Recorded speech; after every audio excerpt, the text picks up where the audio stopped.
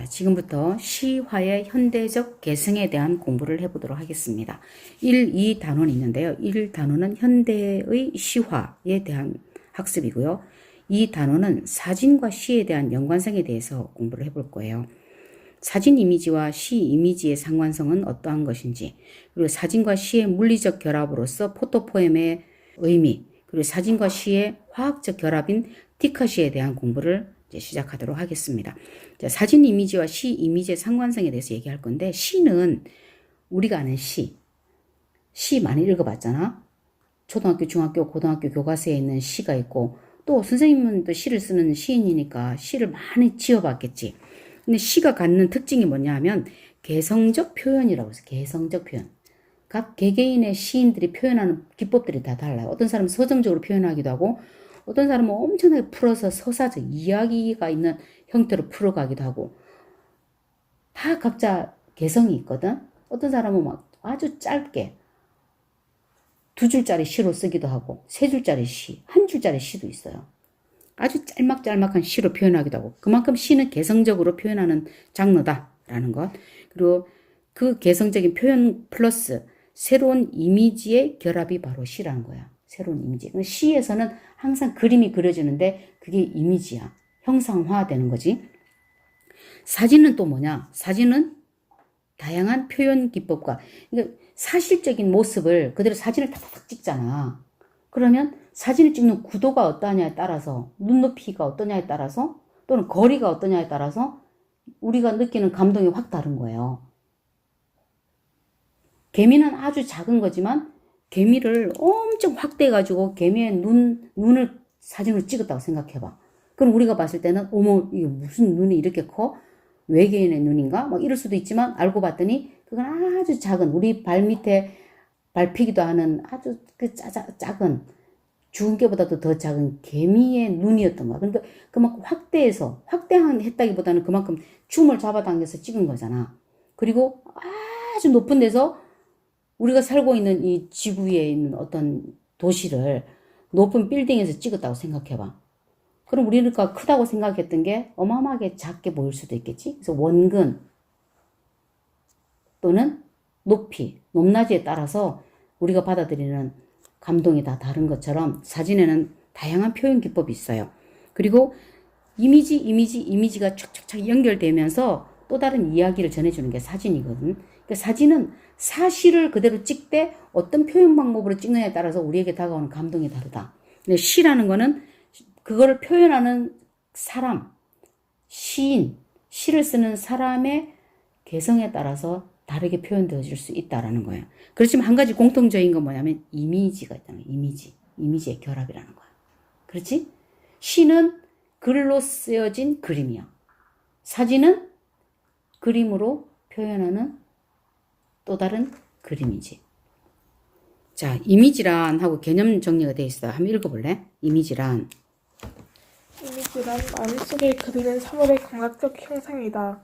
리듬이 귀로 들리는 음악적인 것이라고 한다면 이미지는 그의 눈으로 있고 머릿속에서 그리 자아내는 상상한 모습을 영상으로 그려보는 것이다. 한마디로 말해서 뭐다? 영상이야. 마음속에 그려진 하나의 그림이야, 그림. 시를 읽으면 소리가 들리는 것 같고 냄새가 느껴지고 눈으로 보여지는 것 같은 그런 감각적인 시들이 많이 있잖아. 그게 이미지가 있기 때문이에요. 자, 발트 베냐민이 뭐라고 말했을까요? 읽어봐요.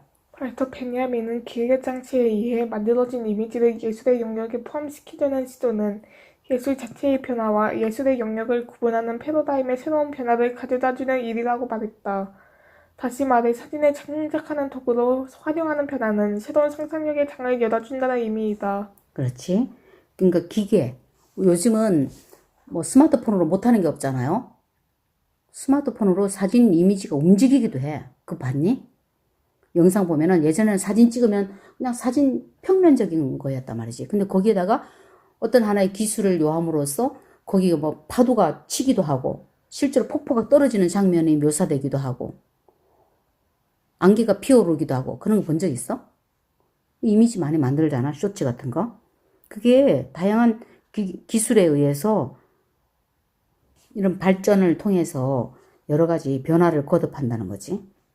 그래서 우리에게 새로운 상상력의 장을 열어준다라고 말했어요. 어떻게 해서? 사진을 창작하는 도구로 활용하는 변화로 인해서, 많은 기술의 변화로 인해서 우리에게 새로운 상상력의 장도 다양하게 펼쳐진다라는 거죠. 발트 베냐민은 사진이 찍히는 현실 또한 눈에 보이는 현실과 다른 층위로 포착될 수 있다고 했다. 이러한 점을 바탕으로 시를 창작하는 학습자들은 사진을 활용해 이미지의 의미작용을 새롭게 경험해 볼 수 있다 그랬어요. 그러니까 사진을 활용해서 얼마든지 내가 전달하고자 하는 생각을 쉽게, 그리고 또 좀 더 입체적으로 표현할 수 있다는 거예요. 그래서 발트 베냐민의 이야기를 빌어서 사진과 시가 갖는 그 이미지가 어떤 연관성이 있는지를 말할 수 있어야 돼요. 알았지? 그래서 처음엔 예를 들어서 문제가 사진 이미지와 시 이미지의 상관성에 대해서 논하시오. 그러면은 여기에 대한 내용을 말해야 되겠지? 사진과 시의 공통점, 그리고 차이점에 대해서도 말해주고, 발트 베냐민이 말한 사진 이미지가 우리에게 가져다주는 새로운 어떤 그 경험, 이런 것에 대한 강조점을 말해주면 되겠어요. 다음 페이지 2번. 그 다음 연결해서 나갑니다. 사진에 나타나는 이미지는 카메라라는 도구를 사용하여 사물을 시각적으로 재생하고, 시적 이미지는, 여기까지가 사진에 대한 설명이에요. 시적 이미지는 어떤 체험이 구체적 감각으로 마음속에 재생되는 상을 그려준다 그랬어요.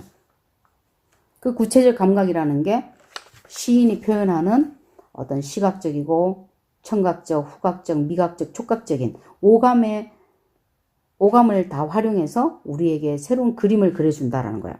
시에서 이미지는 정서와 사고에 재현된 기억의 성격을 가지고 있다 그랬어. 또한 상상력을 통해 자유로운 이미지를 떠올릴 수 있고, 그 이미지를 통해 정서적 환기가 가능해진다 그랬지.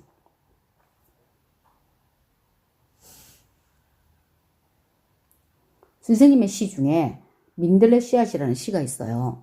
바람이 터주는 밭고랑 샛길로 마을 버스에서 내린 은발의 노인들 뿔뿔이 집 찾아간다.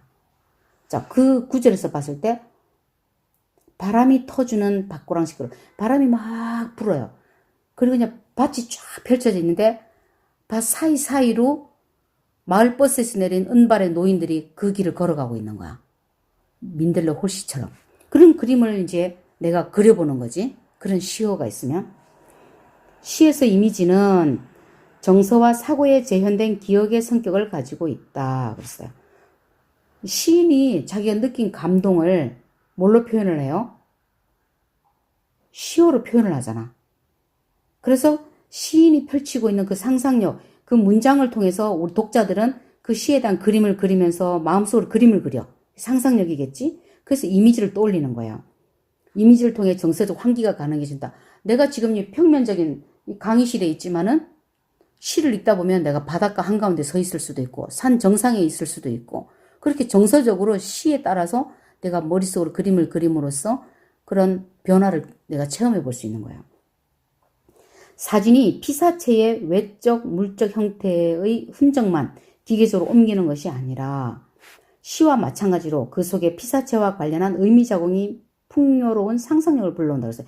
우리가 사진을 감상할 때도, 우리 서희도 사진을 찍어봤지만은 사진을 찍었을 때 그냥 아무거나 그냥 꾹 누르지 않거든. 와, 이거 찍어야 되겠다. 와, 이거 진짜 근사한데? 야, 이건 사진으로 남겨야 돼.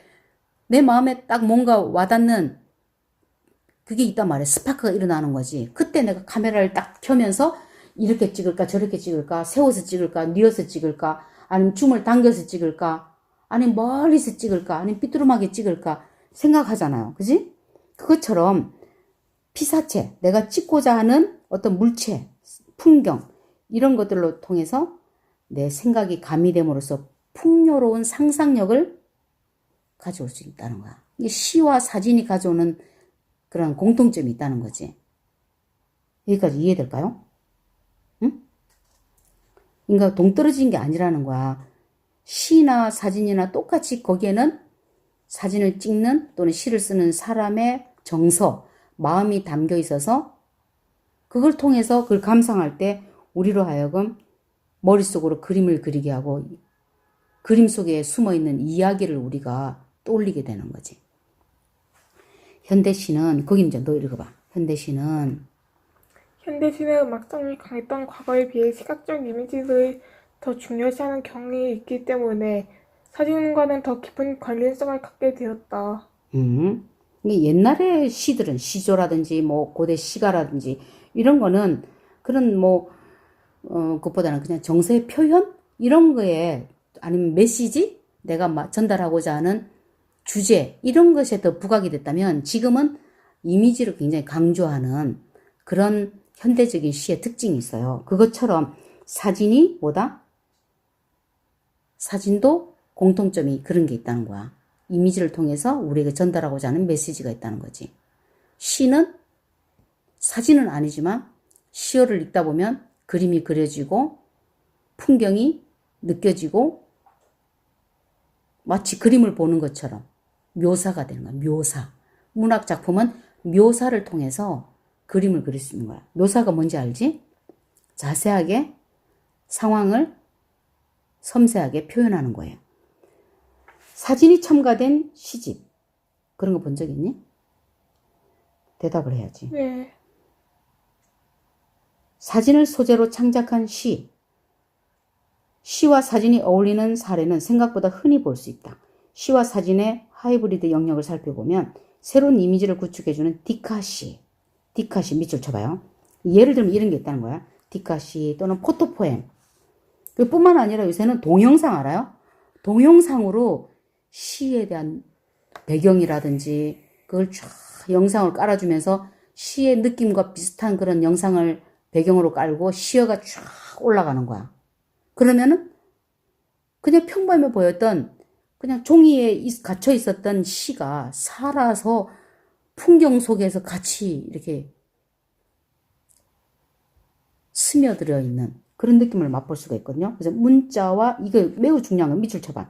문자와 영상의 결합을 시도하는 예술 영역이 생성되었다. 이게 꼭 들어야 돼. 문자와 영상의 결합을 시도하는 예술 영역이 생성되었다. 따라서 시와 사진은 밀접하게 서로 어울리고 있다. 이거지. 그렇지? 그럼 나머지는 뭐냐면 나머지 2, 3, 4 이런 거는 거기에 대한 자세한 이제 설명이에요. 선생님이 봤을 때는 너 이런 문제는 큰 시험지에 첫 번째 이거 나올 수 있어요. 사진 이미지와 시 이미지의 상관성에 대해서 논하시오. 제목 적어봐봐. 상관성에 대해 논하시오. 이게 첫 번째 문제야. 그럼 답을 지금까지 나랑 같이 공부했던 이 내용이 다 들어가야 되겠지? 시에 대한 이미지를 구현했을 때 그 시가 우수하다라고 평가를 했었는데 지금은 독자들이 너무 어려운 시 그리고 복잡한 시 이런 건 아예 읽어보려고 하지도 않아요. 근데 피곤할 때 힘들 때 시와 사진이 쫙 있는 그런 거 보면서 힐링도 되고 그리고 바쁜 중에 빨리 읽어볼 수도 있고 짧은 시인데 그 안에 이제 표현하고자 하는 이미지가 다르잖아. 아까 너 사진 보여줬을 때 나는 나뭇잎하고 떨어진 나뭇잎하고 나무 뿌리 그것만 봤을 뿐이었거든. 그래서 뭘 말하려고 했지? 라고 생각했는데 그 사이사이에 보니까 개미가 바글바글했단 말이지. 그지? 그걸 보면서 그들이 있기에라는 제목을 딱 썼단 말이지. 아, 그럼 그들이 누굴까? 나무하고 낙엽인가? 알고 봤더니 아니었던 거야. 개미들에 대한 이야기를 말한 거지. 누군가 부지런히 오늘 이 시간에도 땀 흘리면서 일하고 또 노동을 하기 때문에 개미처럼 부지런히 일하는 누군가로 인해서 이 세상이 탈없이 돌아가고 있다는 걸 이제 말하고 싶었던 거야. 근데 단 두 줄로 너의 그런 생각을 말할 수 있었지? 왜? 사진이 있었기 때문이야. 사진 없으면은 그게 무슨 말인지 몰라요. 아까처럼 내가 개미 컴마하고 그들이 있게 했다면 사진이 없어도 말이 되겠지. 그게 사진의 힘이라는 거야. 그 다음 두 번째, 사진과 시의 물리적 결합. 물리적 결합이라는 거는 이제 의도적으로 어떤 결합을 하는 거겠지. 포토포엠. 포토가 무슨 뜻이에요? 사진이지? 응, 사진. 포엠은 뭐예요? 시지. 이것도 새롭게 만들어진 언어예요. 새롭게 만들어진 언어. 포토포엠이라는 게 옛날에는 없었단 말이지. 뭐 한국전쟁 이전에 있었겠니? 지금이야 휴대폰으로 마음껏 사진을 찍지만 옛날에는 캐논 카메라라든지 이동식 필름이 다 있어가지고 현상하는데도 시간이 많이 걸리고 그런 게 힘들었어요. 근데 지금은 뭐 스마트폰 얼마든지 인쇄면 뭐면 다 할 수 있잖아. 전송도 하고. 그렇지? 너무나 간편해진 거야. 포토포엠. 표현하고자 하는 감흥에 어울리는 사진을 함께 엮은 시를 뭐라고 한다? 포토포엠이라고 한다. 이 개념에 대한 설명을 하고 있어요. 표현하고자 하는 감흥에 어울리는 사진을 함께 엮은 시가 뭐다? 포토포엠이다. 그럼 어떤 식으로 사진과 시가 물리적으로 결합이 되냐? 방법이 4가지가 있어요. 첫 번째, 읽어봐요. 시 전문가 사진의 병치. 이게 무슨 뜻이에요? 설명해봐. 시랑 사진이랑 해서요. 그치? 배치를 한다는 거지. 시 전문이라는 거는 시 전체를 말하는 거야. 시 일부분이 아니라 시 전체와 사진이 이렇게 조화롭게. 사진 위에 시가 있을 수도 있고 사진이 왼쪽에 있고 오른쪽에 시가 있을 수도 있고 아니면 시는 전체적으로 다 깔리는데 사진이 밑에 조그맣게 나와 있을 수도 있고 어떻게 배치하느냐에 따라서 다르겠지? 그런 식으로 해서 사진과 시가 공존하는 거죠. 두 번째, 분할된 시와 사진의 병치 그리고 연결. 사진, 시, 사진, 시, 사진, 시 이런 식으로 시를 끊어서 사진과 시를 배치할 수도 있겠지? 세 번째, 시와 열거된 다종 사진의 병치. 시와 함께 다양한 종류의 사진이 같이 배열이 되는 거예요. 그거는 이제 포토포엠을 하는 사람의 의도에 따라 다르겠지? 마지막, 시와 사진의 겹침. 이게 뭐냐면 사진 이미지가 배경으로 깔리고 거기에 시어가 사진 속에 들어가 있는 거야. 삽입이 된 거지.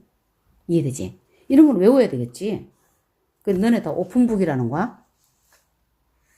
오픈북이 아닐 경우는 어떻게 할 거야? 그럼 예를 들어서 사진과 시의 물리적 결합을 어떤 식으로 하는지 포토포엠을 하는 사진과 시의 물리적 결합이 포토포엠이거든.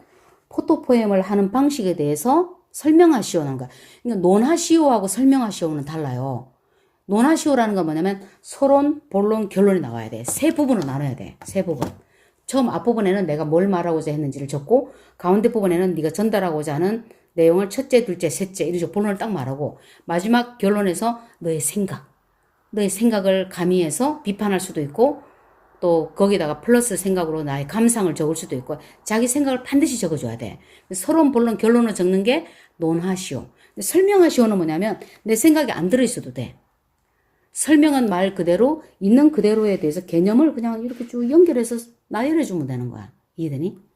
이런 문제들은 논하시오라는 문제보다는 설명하시오라는 문제가 나올 가능성이 높다라는 거야. 그럼 이거는 뭐냐면 핵심 단어. 이 핵심 문장이거든? 이게 들어가야 된다는 거야. 그럼 어떤 거? 물리적으로 결합할 때는 1, 2, 3, 4 방식의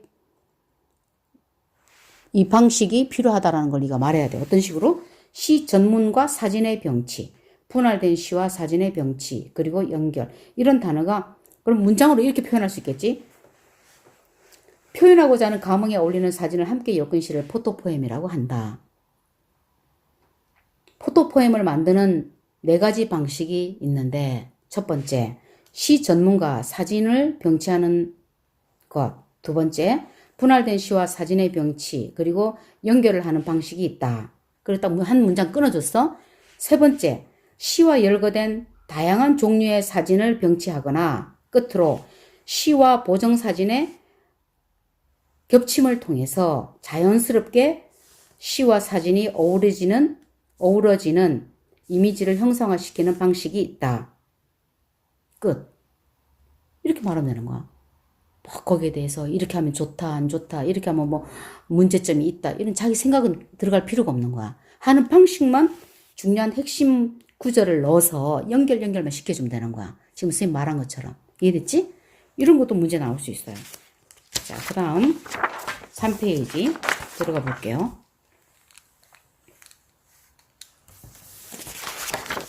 사진과 시의 화학적 결합이 있어. 아까는 물리적인 결합이었거든. 화학적 결합이라는 게 뭐냐? 디카시야. 물리적 결합은 대표적인 게 포토포엠이라면 화학적 결합의 대표적인 건 뭐다? 디카. 옛날에는 디지털 카메라가 있었어요, 실제로. 지금은 스마트폰으로 녹음도 하고 사진도 찍고 음악도 듣고 영상도 보고 별의별 거 다 하잖아. 옛날에 너 디지털 카메라 알아? 통통하게 나온 거 있었어요, 이따만하게. 지금 이렇게 슬림하게 나오잖아. 옛날에는 입체감 있는 그런 게 있었는데 카메라거든? 그럼 찍으면 동영상도 찍을 수 있고 일반 사진도 이렇게 찍어요. 대신 뭐냐면 이걸 연결해서 USB를 연결하면 컴퓨터하고도 연동이 돼서 그 내용을 그대로 옮길 수도 있고 사진에 컴퓨터에 있는 거를 열로 옮길 수도 있고 그런 다양한 방식이 있었어요. 자, 디카시의 개념을 설명해 주세요. 디지털 카메라로 자연이나 사물에서 시적 현상을 포착하여 찍은 영상과 함께 문제로 표현한 시. 네. 디지털 카메라로 카메라 자체가 디지털 카메라야. 아까는 사진이었잖아. 그치? 사진과 시를 함께 결합시키는 거였는데 이거는 카메라로 하는 거예요. 디지털 카메라로 자연이나 사물에서 시적 형상. 이거는 완전 시야. 벚꽃이 쫙 피어있잖아, 요새. 그런데 뭐 꽃이 오늘 비가 많이 내렸지? 빗방울의 무게에 견디지 못해서 꽃잎이 막 떨어져. 그래서 도로 위에 꽃잎이 쫙 펼쳐져 있는 거야. 그 꽃길 위를 내가 걸어가고 있어. 아니면 누군가가 스카프를 날리면서 쫙 걸어가고 있는 거야. 그 모습을 보면서 와, 이건 진짜 시야, 시. 한 편의 시. 꽃길을 비 오는 날 우산도 쓰지 않고 꽃비를 맞으면서 꽃잎이 떨어진 그 길을 걸어가는 한 사람의 모습을, 뒷모습을 다 내가 찍었어. 그리고 거기에다가 내가 시 한 편을 쫙 찍었어. 많이도 아니야. 짧게. 그 시 있잖아. 이형기 시인의 낙화. 가야 할 때가 언제인가를 분명히 알고 가는 이의 뒷모습은 얼마나 아름다운가. 예를 들어 그런 문장이 딱 들어갔다고 생각해봐. 가야 할 때가 언제인가를. 뭔가 사랑하는 연인과 헤어지고 혼자 빗길을 걸어가는 꽃비를 맞으면서 걸어가는 한 누군가의 남성이든 여성이든 그 뒷모습을 쫙 뒤에서 멀리서 딱 찍었단 말이지. 그리고 뒤에 그 아래에다가 사진과 함께 시어가 쫙 올라오면 눈물 안 나겠냐? 20대 감성 눈물 안 날까? 너 감성 풍부하지? 나? 아닐 것 같아. 나는 너 감성 살아있니? T야 F야? 몰라요. 몰라? 난 네가 T일 가능성이 더 높은 것 같아. 예. 좀. 그래도 가끔은 너의 문장에는 되게 따뜻함이 느껴지거든? 네가 쓰는 소설에는. 근데 너는 이제 소설을 쓰는데 이 시에 대한 공부를 하고 있잖아. 이 과목이 뭐야? 한국 문학의 이해요. 한국 문학의 이해. 선생님도 그거 배웠던 것 같은데? 한국 문학의 이해. 딱 들어가자마자 한국 문학의 이론과 실제 뭐 이런 거.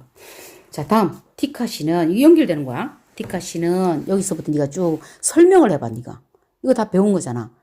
디카시에 대한 특징이라든지 디카시가 어떤 점에 있어서는 결함이 있다든지 이런 거를 네가 이제 말로 표현을 해봐. 지금부터 문장으로 지금 썼다 생각하고 이걸 연결해서 자 시작. 디카시는 자연이나 사물에서 포착한 순간의 시적 형상을 디지털 카메라나 핸드폰 카메라로 찍어 문자로 재현하는 멀티 언어 예술이고 포토포엠의 이미지와 화자의 단순한 형태적 결합이라면 디카시는 화자와 이미지라는 두 개의 대상을 하나의 의미적 텍스트로 완성하는 표현 방식이며 디카시는 일반 문자시처럼 머리 싸매고 상상해서 쓰는 게 아닌 자연히 사물이 던지는 말을 순간적으로 받아 적듯 쓰는 것입니다.